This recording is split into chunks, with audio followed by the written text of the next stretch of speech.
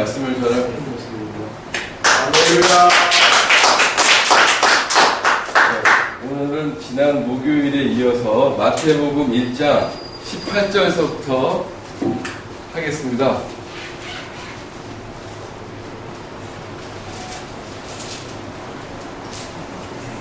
마태복음 1장 18절 말씀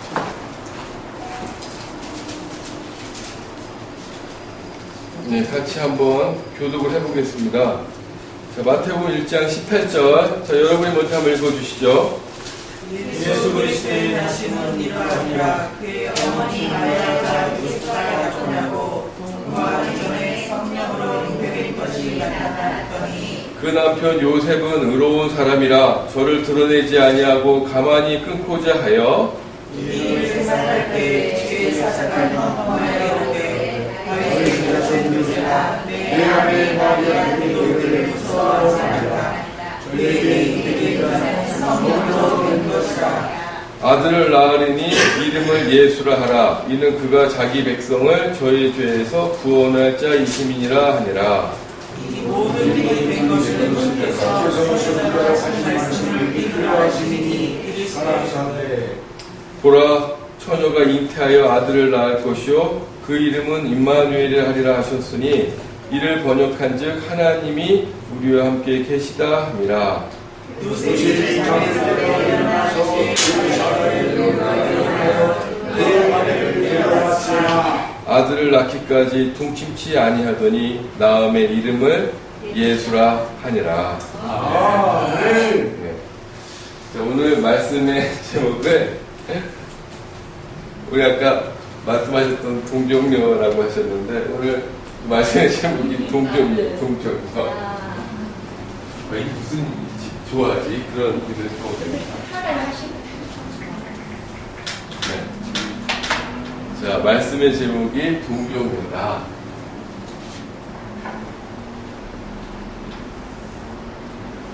이 동자가 맞나? 한문이? 맞아요. 맞아요? 네.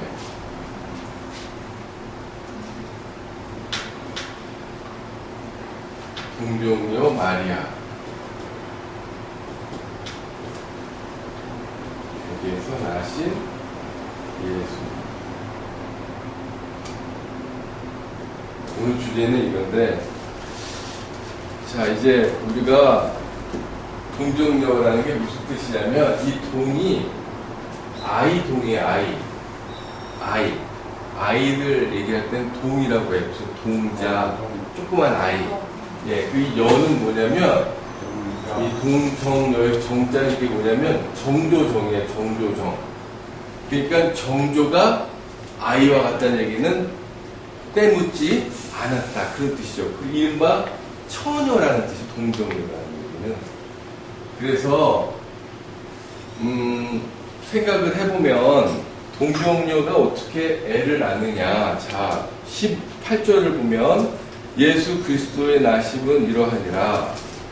그래서 우리가 이름은 예수라는 건 아는데 그리스도라는 말이 뭐냐. 저는 이제 고등학교 때 대학로에 갔더니 연극을 하더라고요. 무슨 연극이니까 메시아 그리스도 그래요. 그래서 도대체 메시아 그리스도가 뭐냐 봤더니 이 메시아라는 말이나 그리스도라는 말은 어떻게 보면 다 같은 뜻이에요. 그래서 그게 뭐냐면 구원자라는 뜻이거든요. 구원자. 그래서 여기서 예수 그리스도라는 말씀은 예수님은 구원자다. 그런 뜻이에요. 그리스도라는 게. 근데 예수 그리스도의 나심은 이러하니라. 그 모친 마리아가 요셉과 정혼이라는 것은 결혼하기를 정하고 동거하기 전에 한 입을 덮기 전에 성령으로 잉태된 것이 나타났더니 이거 보통 문제가 아니죠. 이 보통 천주교에 가면 마리아를 굉장히 위대하게 생각하는데 저는 같은 남자로서 이 요셉을 더 대단하게 생각하는 거예요. 어떻게 살아가는 여자가 배가 불러왔는데 그 분노를 어떻게 참을 수 있었겠는가. 이 참 답답하잖아요. 근데 여기서는 이 마리아가 어떻게 임신됐는지 자세히 나오질 않았어요. 그래서 누가복음을 한번 찾아가 보겠습니다. 누가복음 1장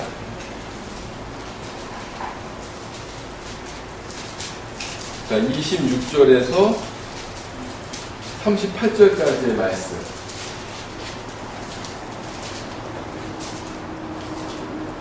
찾으셨어요? 아멘. 네. 26절이요. 1장 26절. 예스. 26절.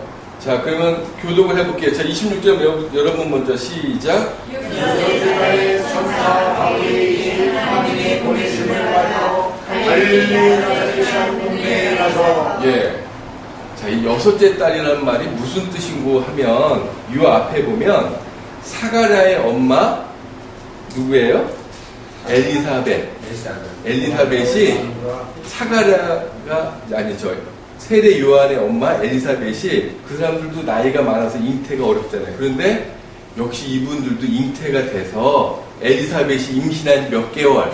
6개월 될 때, 이제 천사 가브리엘이 하나님의 보내심을 받들어 이젠 두 번째 누굴 찾아오냐면 갈릴리 나사렛이라는 동네에 딱 가신 거예요. 천사가 봤더니 누굴 찾냐? 27절에 다윗의 자손 요셉이라 하는 사람과 정혼한, 그러니까 요셉과 결혼하기로 약속한 처녀 마리아에게 이르니 그 처녀의 이름은 마리아라. 그 마리아한테 찾아간 거예요, 가브리엘이.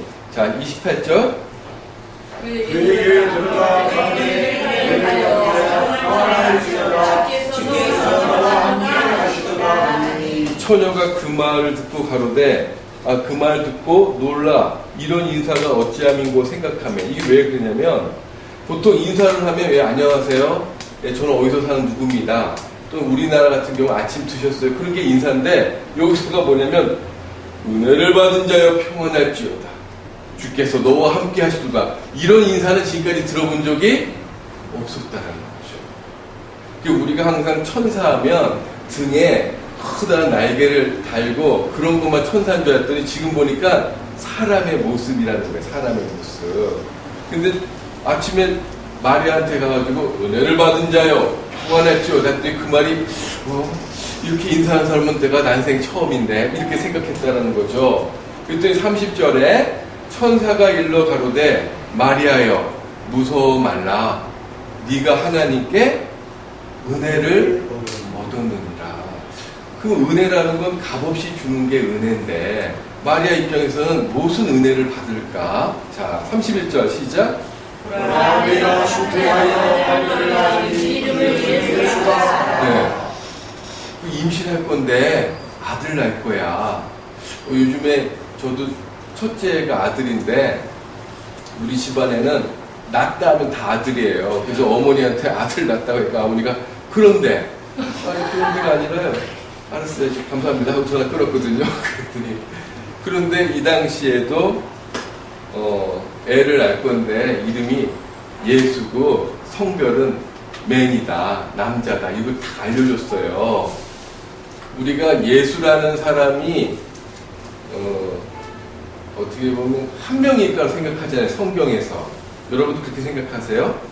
자, 성경에 예수라는 이름은 단 한 번 나온다. 공X. X? 여러 번 나온다? 그럼 보신점 같이 얘기하시는 것 같은데요. 다음에 공X.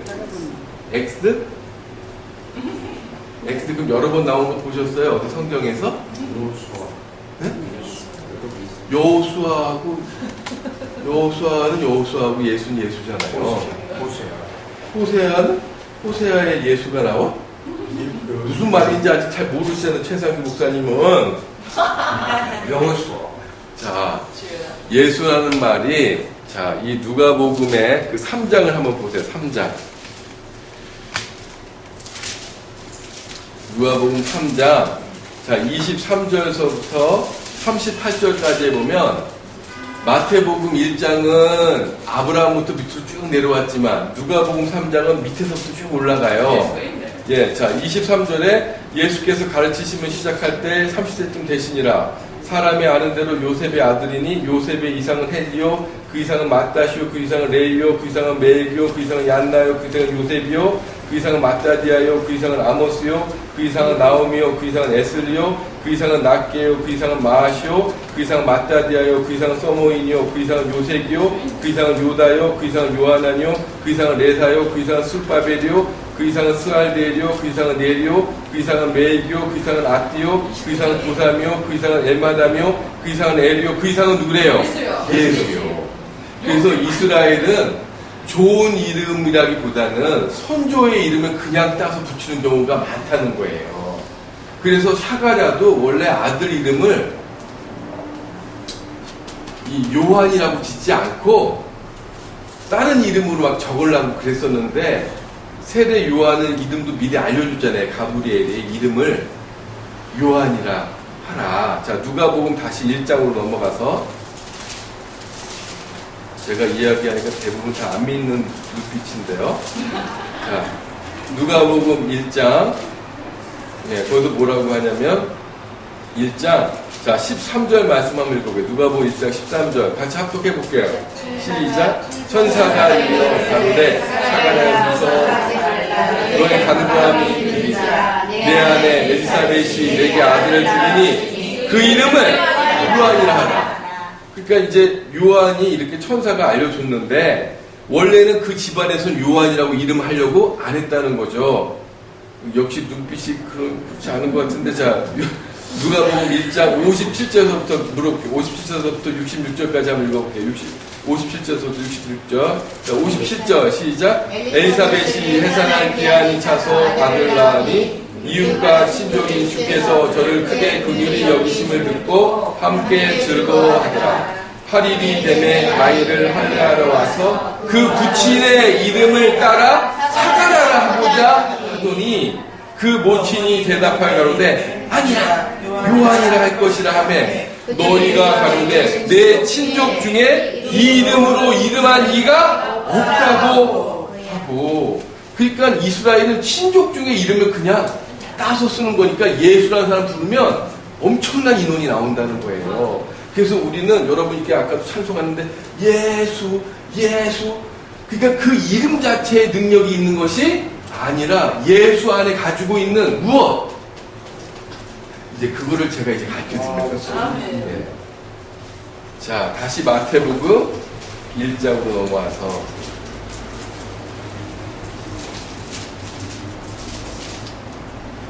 아니 다시 누가복음 제가 잘못했어요. 다시 말씀해 주실래요? 네, 누가복음 1장. 네, 누가복음 1장. 왜냐하면 마리아가 왜 잉태됐는지를 지금 배워야 되니까 누가복음 1장 32절. 자, 제가 이제 설명하면서 설명할 테니까 여러분 잘 들어보세요. 누가복음 1장 32절. 저가 큰 자가 되고 지극히 높으신 이의 아들이라 일컬을 것이요 주 하나님께서 그 조상 다윗의 위, 다윗이 왕이잖아요. 왕의 자리를 저에게 주시리라. 영원히 야곱의 집에 왕노를 타실 것이며 그 나라가 무궁하리라. 그러면 예수님의 나라는 이런 이스라엘을 얘기하는 게 아니라 천국을 말하는다는 거죠. 하나님의 나라가 이 아들 때문에 이제 무궁해질 것이다. 자, 마리아가 천사에게 말하되 34절 한번 같이 볼까요? 나는 사내를 알지 못하니 어찌 이 일이 있으리요. 자, 처녀에게 애를 낳는다는 건 그게 신뢰되는 말이에요? 기분 좋은 말이에요? 헷갈려. 처녀한테 물어봐야지. 어떠세요? 그럼 화난 말이죠. 왜냐면 이건 참 신뢰되는 말이잖아요. 당연히 마리아는 아니 내가 어떻게 사내를 알지 못하는데 애를 낳을 수 있겠습니까? 있을 수 없는 얘기죠. 자, 그랬더니 이 천사가 대답하여 가로되 성령이 내게 임하시고 지극히 높으신 이의 능력이 너를 덮으시리니 이러므로 나실 바 거룩한 자는 하나님의 아들이라 일컬으리라. 그럼 여기서 우리가 뭐 성령이 내게 임하고 지극히 높으신 이의 능력이 나에게 임한다는 게 도대체 뭘까? 어떤 수리수리 마수리 그런 능력이 들어가는 걸까? 그렇게 생각할 수도 있잖아요. 자, 그런데 36절에 자, 이제 이 마리아한테 그런 거예요. 자, 마리아하고 엘리사벳하고는 전혀 모르는 남남이다. 아니다. 보면 큰 친척이다. 어떻게 생각하세요? 남남이의 친척이에요. 친척.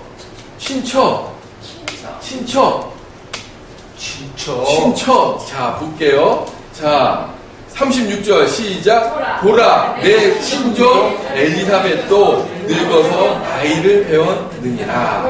본래 수태하지 못하던 이가 이미 6달이. 그렇게 보면 엘리사벳하고 마리아라고 친척이니까 엘리사벳의 아들 세례 요한하고 예수님도 남남이 아니라 친척이죠. 친척 관계에 있다라는 거예요. 그런데 그러면서 여기서 이제 유명한 아주 굉장히 엄청난 말씀을 해요. 성령으로 잉태됐다는 것이 도대체 무엇이냐? 성령으로 잉태됐다라는 게 뭐냐? 자, 37절.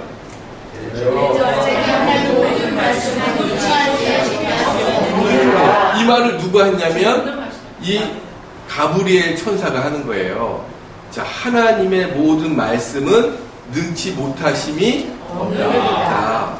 그러면 이 말씀하고 성령하고는 아주 밀접한 관계잖아요.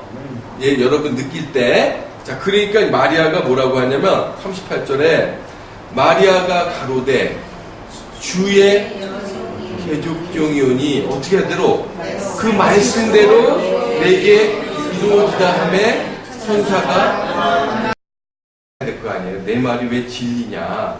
진리라는 말은 순수한 우리말로 뭐예요? 진짜 참. 그렇죠. 참이라는 거죠. 그럼 왜 하나님의 말씀이 참일까? 그것은 바로 뭐냐면, 예를 들면 제가 아는 후배가 있는데 군대 후배예요. 걔가 군대 생활 때 그렇게 신실했어요. 어느 날 내가 밖에 있다 보니까 선배님, 필승, 무슨 일인데 내가 사업을 하는데요. 한 얼마 좀 꿔주세요. 제가 언제까지 갚아드릴게요. 그래서 보증보험증권까지 끊어서 이제 돈을 빌려줬어요. 근데 그날이 됐는데도 안 갚아. 나중에 알고 봤더니 이 녀석이 나같이 선배들만 쫓아다니면서 그런 돈을 많이 이제 돈을 끌어다가 사업을 했는데 그 사업이 참 어려운 사업이었어요. 그래서 이제 나중에 그 보증보험증권 갖고 내가 다시 부상을 청구해도 되는데 또 그래서 난 또 그런 걸 또 잘 못하겠더라고. 그래서 그냥 찢어버리고 말았는데, 자, 중요한 게 바로 뭐냐면 그 친구는 이제 우리 사회에서는 못 만나요. 왜냐면 무엇을 잃었기 때문에 신용을 잃었다는 거잖아요. 그 친구 하는 말은 이제 믿지가 참이 아니야. 그러면 과연 참은 뭐냐면 이런 거죠. 하나님이 이사야서에 예언했던 말을 정말로 시간이 지나서 이루어지는 걸 보니까 진짜 하나님의 말씀은 참이다. 정말 하나님의 말씀은 진리야. 그래서 부처의 말씀이나 예수님의 말씀이나 또는 뭐 공자의 말이나 다 좋다 하지만 정말로 진리가 되려면 하나님처럼 미리 하셨던 말씀이 때가 되어서 이루어져야 된다는 거죠. 근데 부처 선생님은 당신이 태어날 것이라는 게 어디 글에 있어요? 없어요. 또 부처가 앞으로 예언할 것도 그렇게 많지가 않은데 그 예언이 이루어져도 불자들은 잘 안 믿는다는 거죠. 무슨 예언이냐면 불경의 다라니경에라는 데 보면 그런 말이 있어요. 하시야소래. 한번 따라해보세요. 하시야소래. 그 얘기 뭐냐면 하시 언제든지 야소 예수님이 오시면 오도무유. 한번 따라해보세요. 오도무유. 오도라는 것은 그렇지. 나의 도는 무유, 기름 없는 지등이야. 지등이 하면서요. 등과 같다. 자, 그래서 하시야 소래. 시작. 하시야 소래. 오도무유 지등이야. 지등이야. 언제든지 예수가 오면 자기의 도는 기름 없는 등과 같다. 왜 그런 말을 했냐면 예수님이 부처님보다 몇 년 뒤에 오셨어요? 500년 뒤에 오셨잖아요.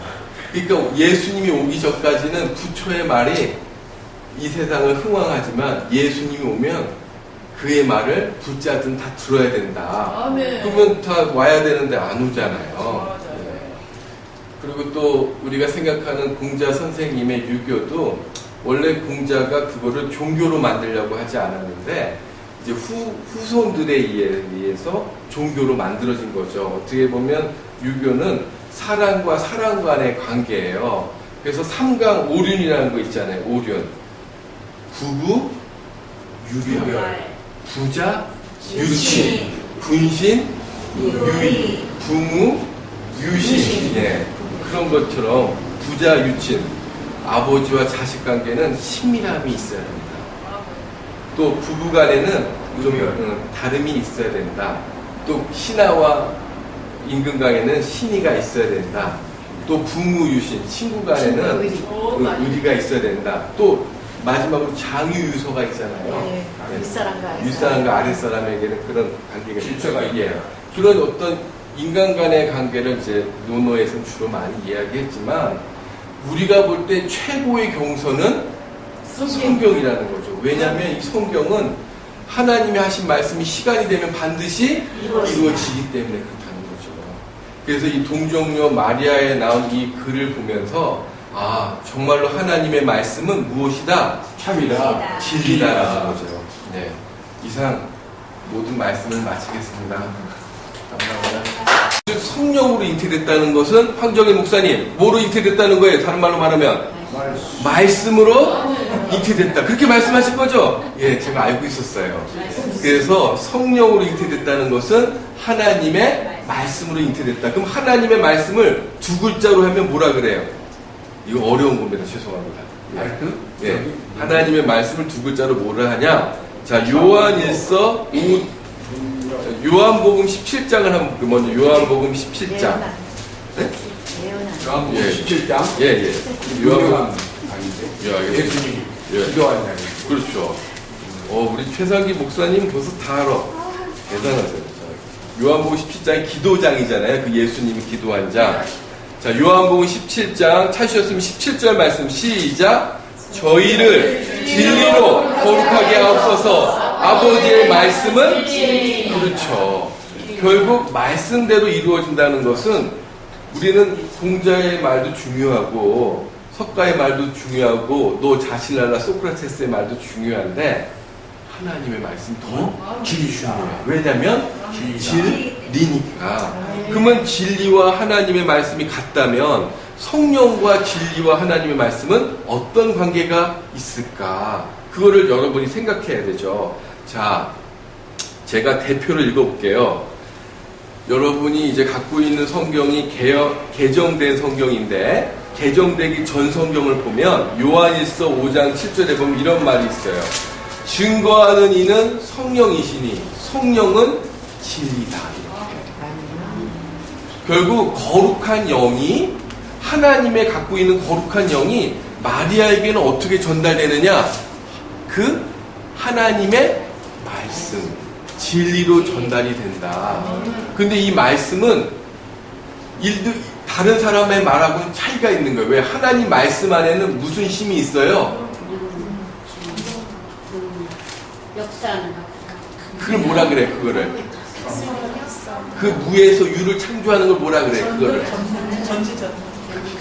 예. 자, 요한복음 1장 1절에서 4절 말씀. 자, 우리 황정인 목사님, 황정인 목사님하고 저 같이 한번 읽어볼게요. 요한복음 1장 1절에서 4절. 시작. 말씀이 계시니라. 이 말씀이 하나님과 함께 계셨으니 이 말씀은 곧 하나님이시니라. 그가 태초에 하나님과 함께 계셨고 만물이 그로 말미암아 지은 바 되었으니 지은 것이 하나도 그가 없이는 된 것이 없느니라. 그 안에 생명이 있었으니 이 생명은 사람들의 빛이다. 자, 제가 이걸 해석을 해보면 태초에 하나님이 계시다 이렇게 생각을 해야 되는데 성경은 태초에 말씀이 계십니다. 이 말씀이 또 하나님과 함께 계셨으니 그 얘기는 태초부터 말씀이 있었으니까 하나님 함께 계시니까 태초부터 하나님 함께 계셨잖아요. 그런데 뭐라면 이 말씀은 곧 하나님이시라. 아, 말씀과 하나님은 같은 뜻이구나. 그러면서 뭐라고 하냐면 3절에 만물이 그로 말미암아 지은 바 되었어요. 그냥 하나님이 지었다고 하면 되는데 왜 그로 말미암아 지은 바 되었을까를 보면 2절에 그가 태초에 하나님과 함께 계셨다 그러죠? 그럼 하나님과 함께 계신 그는 누구예요? 태초부터 있었던 말씀이야, 말씀. 그 말씀이 생명력이 있으니까 살아있는 존재니까 그라고 표현하는 거예요. 그런데 이 말씀으로 인해서 3절에 만물이 그로 말미암아 지은 바 되었으니까 만물을 지은 건 결국은 말씀이다. 물론 하나님이셨죠. 이 말씀이 하나님께로부터 나오니까. 그런데 우리한테 이렇게 준 이유는 뭐냐면 이 말씀이 결국은 얼마나 중요하길래 만물을 창조할 수 있냐 이거예요. 여러분이 이제 신앙생활을 제가 얼핏 보니까 1, 2년 한 건 아니니까 여기서의 만물은 이렇게 생각하면 되죠. 보이는 세계와 보이지 않는 세계. 좀 고차원적으로 말하면 보이는 세계는 육의 세계, 보이지 않는 세계는 영의. 그렇죠. 그걸 다 뭐로 창조했다? 하나님의 말씀. 그러면 이 말씀이 어떻게 그걸 창조할 수 있을까? 4절에 답이 있다는 거죠. 그 안에, 말씀 안에 생명이 있었으니 이 생명은 사람들의 빛이 없으면 우리 다 죽잖아요. 그와 같이 꼭 필요한 것이 이 생명력 있는 말씀이다. 그거는 무에서 유를 창조할 수가 있다. 그러니까 처녀도 이 말을 받으면 애를 뵐 수가 있다. 그 얘기는 우리도 죽지 않고 살아서 영생할 수가 있다라는 거예요. 그래서 하나님이, 예수님이 이 성경을 쓴 목적이 우리한테 무엇이 있음을 알려준다고 한대요. 자, 요한일서 5장.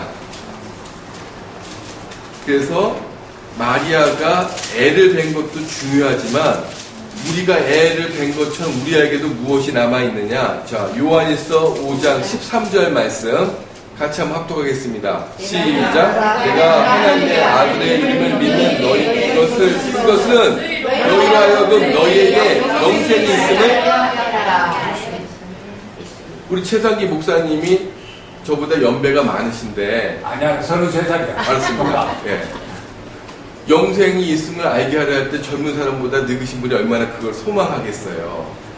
그런데 마리아가 하나님의 그 말씀을 믿고 잉태된 것처럼 우리도 이 말씀을 믿고 영생에 이를 줄 믿어야 된다는 거죠. 그러면 사람이 어떻게 영생하냐? 인삼을 먹든지 산삼을 먹든지 고농축 에너지를 먹어야 되는데 알고 봤더니 이 말씀 겉에 생명이 있대요. 말씀 안에 있대요. 정혜수 목사님. 아까 요한복음 1장 4절에 보니까 그래요. 이 말씀의 깊은 속으로 들어가 보면 거기에는 만물을 창조할 수 있는 그 무궁한 에너지, 생명이 있더라고요. 그래서 여러분이 말씀 어디로 들어가야 돼요? 그렇게 따져보면 이 말씀을 깨닫고 배운다는 게 얼마나 나에게, 지금 여러분한테 제 말씀이 제 말이 아니라 여기 있는 말씀이니까 여기에 제가 좀 생명을 뜯어내서 전한다면 지금 여러분이 하나님의 생명을 받는 시간입니다. 네. 자, 그래서 이 마리아가 어떻게 임신했느냐? 성령으로 임신했다는 얘기는 결국 생명력이 있는 말씀이에요. 자, 그런 상태인데 이제 남편 입장을 생각해야 돼요. 다시 마태복음 돌아오세요. 요셉이 지금 마음이 심란해요. 마태복음 1장 19절. 자, 마태복음 1장 19절. 그 남편 요셉은 어떤 사람이래요? 이 성경에 의롭다라고 얘기한 사람 여러분 또 보셨어요? 욥도 의롭고 또 노아도 의롭고 지금 요셉도 의롭대요. 근데 이 생각해 보세요. 의로운 사람은 항상 하나님의 뜻대로 행한다 안 한다? 엑사! 한다. 그럼 이럴 수도 돼. 한다 이랬어. 한다 안 한다? 안 할 수도 있어요. 한다 안 한다? 근데 가끔 해야 한다 안 한다? 전 안 한다. 아, 그럼 일어나세요. 한다. 여기는 한다 안 한다? 한다 이럴 수도 돼. 예. 한다 안 한다? 안 할 수도 있고 앉아. 안 한다. 저기는 한다 안 한다? 한다 안 한다? 예. 저 우리 이상훈 목사님 한다 안 한다? 의로운 사람 항상 하나님 뜻대로 한다. 자, 이쪽은 포기. 자, 보세요. 자, 19절에 보니까 그 남편 요셉은 의로운 사람이라 저를 드러내지 아니하고 가만히 끊고자 하여 이 일을 생각할 때 주의 사자가 현몽하여 가로되 다윗의 자손 요셉아 내 아내 마리아 데려오기를 무서워 말라. 저에게 잉태된 자는 성령으로 된 것이니 아들을 낳으리니 이름을 예수라 하라. 이는 그가 자기 백성을 저희 죄에서 구원할 자이심이 아니라 이 모든 일에 된 것은 주께서 선지자로 하신 말씀 그 예언을 이루려 하심이니 가라사대 보라 처녀가 잉태하여 아들을 낳을 것이요 그 이름은 임마누엘이라 하리라 하셨으니 이를 번역한즉 하나님이 우리와 함께 계시다. 나도 모델이야. 왜 그래? 요셉이 잠을 깨어 일어나서 주의 사자의 분부대로 행하여 그 아내를 데려왔다라는 거죠. 자, 앉으세요. 결국 뭐냐면 아무리 의로운 사람이라도 하나님의 뜻과는 맞지 않을 수가 있다라는 거죠. 예. 그래서 맞지 저도 않지만 나중에는 나를 안다 이 말이야. 알겠습니다. 자, 그래서 자, 여기 의로운 사람이 있다라고 할 때 그 사람의 뜻이 항상 하나님의 뜻과 맞지 않는다면 저와 여러분은 성경에 저와 여러분 이름이 나와 있지도 않잖아요.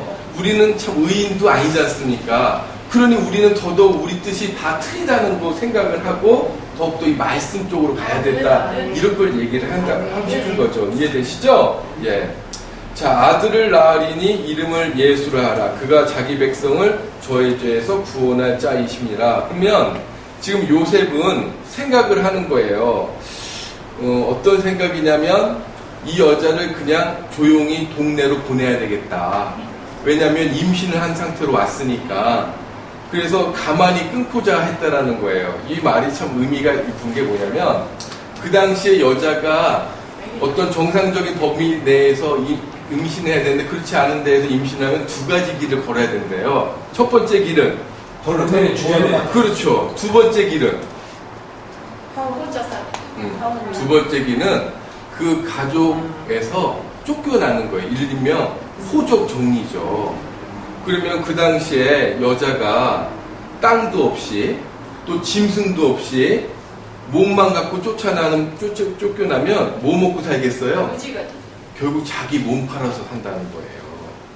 그런데 아까 그 가브리엘 천사가 마리아에게도 내가 남편도 없는데 어떻게 애를 낳습니까? 했더니 주의 말씀이 너에게 임할 것이다. 그 얘기는 사실 마리아는 그런 수모를 당해도 자기가 그거를 감당하겠다는 뜻이라는 거죠.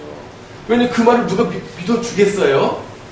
이 처녀가 임신한 걸 이 세상에 누가 믿겠어요? 오늘날에도 최상기 목사님 사모님이 임신한 여보 나 성령으로 잉태된 거야. 그럼 믿겠냐고요. 헷갈려서 잠도 못 자. 그렇죠. 예. 그러니까 이 당시에 이 길을 간다는 마리아도 대단한 거지만 이 요셉도 이거를 분노에 차서 여러 동네에다가 알려야 되는데 알리지 않고 가만히 끊고자 한 것도 참 신중한 태도라는 거죠. 이제 그 상태에서 천사가 나타나서 그 전후 사정을 다 얘기를 하면서 자 22절에 이렇게 얘기하는 거예요. 천사가 이 모든 일에 된 것은 그러니까 내 아내가 처녀인데도 불구하고 임신해서 너한테 온 것은 선지자로 하신 말씀을 이루려 하십니다. 그 얘기는 지금 예언이 이루어지고 있다. 그 무슨 예언인데요? 23절 보라 처녀가 잉태하여 아들을 낳을 것이요 그 이름을 임마누엘이라 하셨으니 이를 번역한즉 하나님이 우리와 함께 계시다라는 예언이 이루어진 것이다. 그래서 그 보라 앞에 기억 같은 거 있죠. 견주. 여러분 성경책엔 그런 거 없어요? 반주. 네. 반주. 네, 그 견주라 그래. 견주. 왜냐면 글씨에 어깨에 있다 그래서 그걸 견주라 그래. 그 기호를. 기억이나 1번. 그러면 그거를 이 난 하주 맨 아래에 보면 구약 성경이 있어요. 거기 지금 보면 이사야 7장 14절 이렇게 써 있죠? 자, 이사야로 한번 가보죠. 이사야.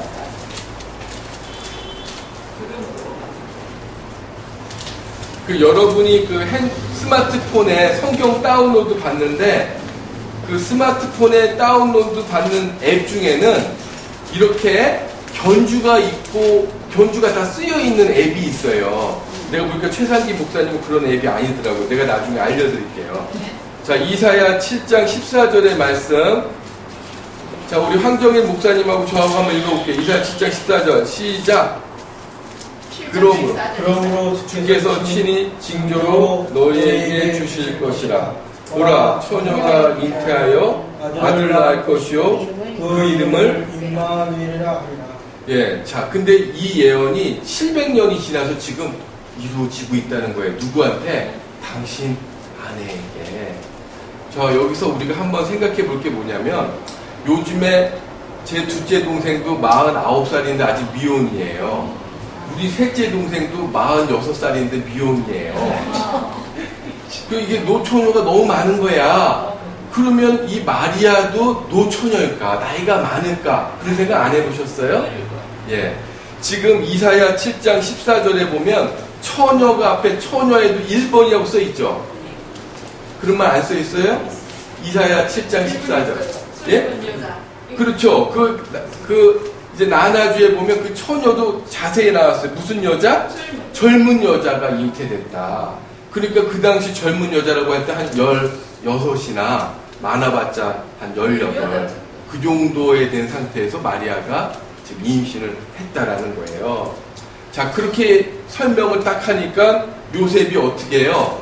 잠을 깨어 일어나서 주의 사자의 분부대로 행하여 그 아내를 데려왔으나 아들을 낳기까지 동침치 아니했다는 것은 그러니까 한 방을 쓰지 않았다. 또는 한 이불을 덮지 않았다. 왜냐하면 지금 누구의 애를 임신하고 있으니까?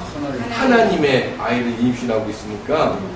그래서 이름을 예수라 했다. 그래서 결국은 이 요셉도 지금 구약의 예언이 나에게 이루어지는 것을 설명을 들었기 때문에 그거를 믿었다라는 거죠. 아멘. 그러니까 결국은 요셉도 하나님 말씀을 따랐으니 내가 이랬은 게 맞다고. 네, 결론적으로 그렇게 맞는데. 결론으로는 내가 예. 맞다고. 그래서 우리가 여기서 알 수 있는 게 뭐냐면 구약의 예언이 시간이 지나서 이루어진 거를 요셉이 믿었던 그 믿음처럼 우리도 신약의 예언이 우리한테 이루어질 때 믿을 수 있는 믿음이 우리도 요셉과 같은 믿음이 있어야. 아멘. 그래서 이 동정녀 마리아라는 것은 아이동, 정조정, 이 동정녀라는 것은 처녀를 의미하는데 그 처녀가 성령으로 잉태됐다라는 말은 다른 말로 말하면 하나님의 무엇으로? 말씀으로 잉태됐다. 그리고 이 하나님의 말씀은 무엇이다? 진리다. 그러면 하나님의 말씀이 진리가 되려면 하나님도